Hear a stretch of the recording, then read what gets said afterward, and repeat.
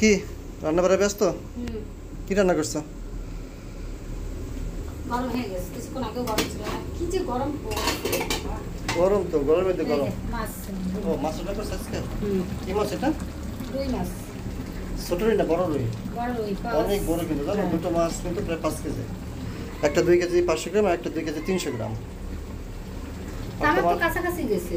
হ্যাঁ তোমার ঠিক আছে, মানে তুমি ধারণা যে করে যেটা বলছো ঠিক আছে। আর এই মাছ কার জন্য আনা হয়েছে বলো তো? রিয়নের জন্য। হ্যাঁ রিয়নের জন্য। সে সেদিন মাছ খেয়ে কি বলে, মাছের মাথা খেয়ে কি বলে? বলে মাছের মাথা খাবো না আবার। ভালো লাগছে তাই তো? আজকে বলছে বাবা মাছ মাছ নিয়ে আসে, বড় মাছ, আমি মাছের মাথা খাবো। না মাছ সেটা খায় না তো। খেতে না, কিন্তু ওকে খাওয়া শিখাইতে হবে তো, তাই না? হুম। মাছটা মোটামুটি আমিষ জাতীয় খাবার, ওরও প্রয়োজন। মাংস আর ডিম তো চলেই আর প্রতিদিন প্রায়। আজকে তাই একটু অন্য রেসিপি। পুঁইশাক দিয়ে আজকে রুই মাছ সুন্দর মনে হয় রান্না হচ্ছে, ঘিরানটা পাচ্ছি।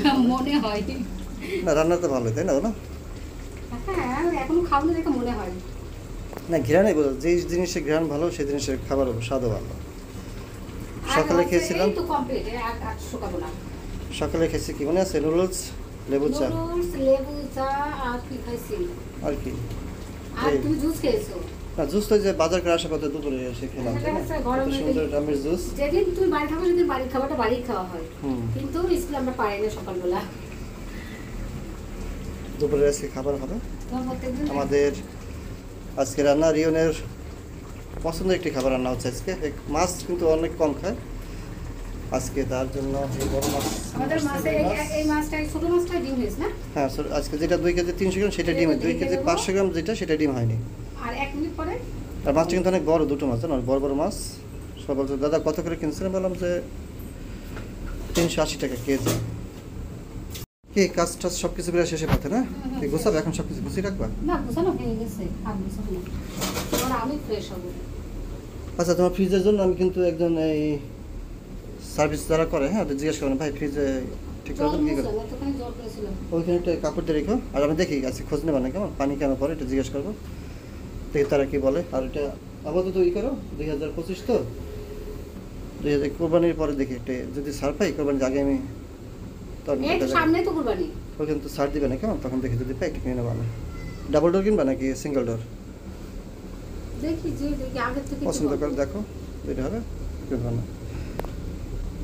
আর যেহেতু যদি ইএমআই তোমাকে দেয়, হ্যাঁ তোমার যেহেতু ক্রেডিট কার্ড আছে তোর এটা দিয়ে তুমি আরও সুবিধা পাবা।